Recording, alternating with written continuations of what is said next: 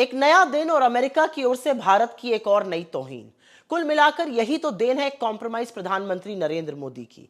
आज अमेरिका ने अपने सबसे पुराने कमांड यूएस पैसिफिक कमांड का नाम दोबारा से बहाल कर दिया। 2018 से चले आ रहे यूएस इंडो पैसिफिक कमांड से इंडो नाम को हटा दिया गया। यह भारत के महत्व और हमारी साख पर एक बहुत बड़ा प्रहार है। यूएस पैसिफिक कमांड की स्थापना आपको याद ही होगा 1947 में राष्ट्रपति हैरी ट्रूमन ने की थी।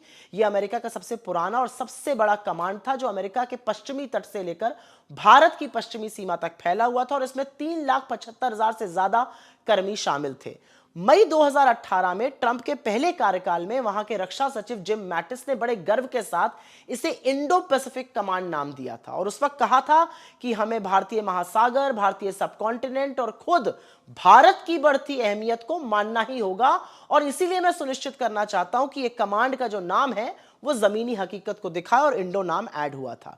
यह एक ऐसा कदम था जिसने भारत की उभरती शक्ति को स्वीकारा था और मैटिस ने उस समय बॉलीवुड से लेकर हॉलीवुड, पेंगुइन से लेकर पोलर बेयर इत्यादि की भी चर्चा करी थी।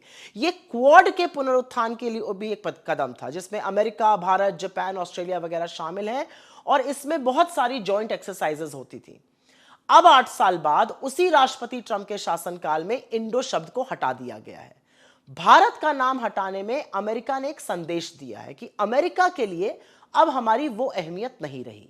ये नाम परिवर्तन खास तौर से ऐसे समय पर आ रहा है जब अमेरिका ने हमारे नाविकों की क्रूर हत्या करी है, एक तरफा ट्रेड डील हम पर थोपी है, बड़े बड़े ऊंचे टैरिफ लगाए हैं, भारत विरोधी इमिग्रेशन नीतियां बनाई हैं और पाकिस्तान जो हमारा दुश्मन मुल्क है उसके साथ खूब नजदीकियां बढ़ाई हैं। असलियत तो यह है कि इंडिया ने क्वाड में, इंडिया ने इंडो पैसिफिक कमांड में बहुत निवेश किया और इंडो नाम हटाया जाना कोई छोटी बात नहीं है क्योंकि इरादा जो है वो संदेश देने का। अदरवाइज आप अपना नाम 8 साल में बार बार थोड़ी बदलते हैं। ये नाम परिवर्तन देश का अपमान है और ये इसलिए हो रहा है क्योंकि हमारा प्रधानमंत्री कॉम्प्रोमाइज्ड है जिसको इंस्टाग्राम की रील पर चर्चा करने से फुर्सत नहीं है। मुझे पूरा विश्वास है कि ट्रंप के साथ अपनी मीटिंग में ना तो वो क्रूर हत्याओं का मुद्दा उठा पाएंगे, ना तो वो ये बात उठा पाएंगे क्योंकि उनकी कोई ऐसी नस अमेरिका ने दबाई हुई है जिसके चलते नरेंद्र मोदी अमेरिका की गुलामी करने को मजबूर है।